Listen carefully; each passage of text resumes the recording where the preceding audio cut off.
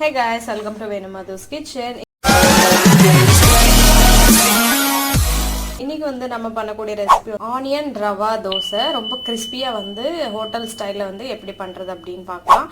So அதுக்கு வந்து நான் புளிச்ச தோசை மாவு வந்து எடுத்திருக்கேன். பேட்டர்ல வந்து ரவா ஆட் பண்ணிக்கலாம்.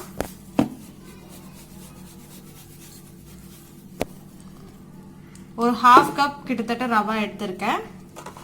அதுக்கப்புறம் ஃபைனா சாப் பண்ண ஆனியன் சேர்த்துக்கலாம்.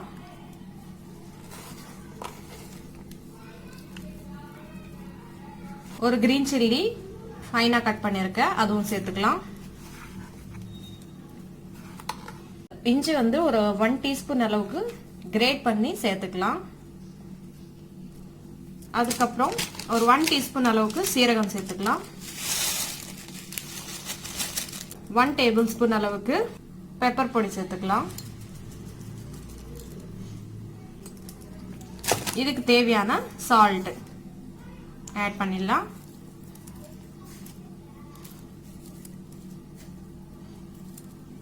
ஃபைனலா பொடியா நறுக்குன கொத்தமல்லி சேர்த்துக்கலாம்.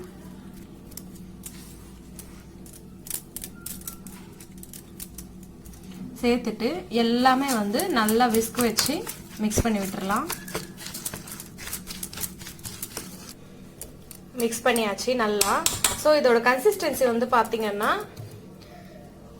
நான் ரொம்ப வந்து லிக்விடாக இருக்கணும். ஸோ அதுக்காக நான் 2 டம்ளர் வந்து வாட்டர் ஊற்றுறேன்.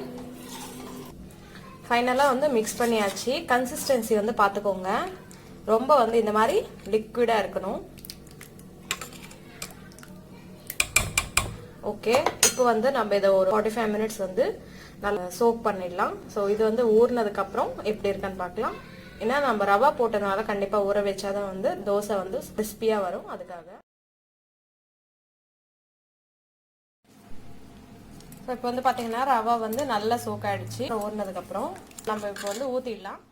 ஃபஸ்ட்டு ஆனியனோட இந்த மாதிரி நம்ம ஃபுல்லாக வந்து அப்ளை பண்ணிடலாம். நம்ம இந்த கிறிஸ்பி ரவா உத்தப்பமுக்கு வந்து பேன் நல்லா ஹீட்டாக இருக்கணும். இப்போ வந்து ஊற்றிடலாம்.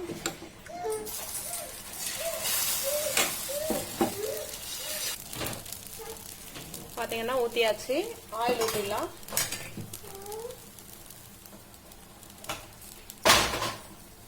நல்லா கோல்டன் ப்ரௌன் ஆகிற வரை அப்படியே விட்டுடலாம்.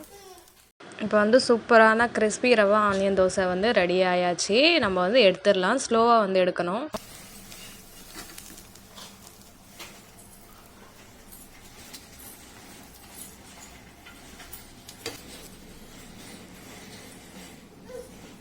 கண்டிப்பா இந்த மாதிரி வந்து ஸ்டைலில் செஞ்சு பாருங்க. எப்படி இருக்குன்னு சொல்லிட்டு மறக்காம கமெண்ட்ல சொல்லுங்க. Don't forget to subscribe. Thanks for வாட்சிங். பை.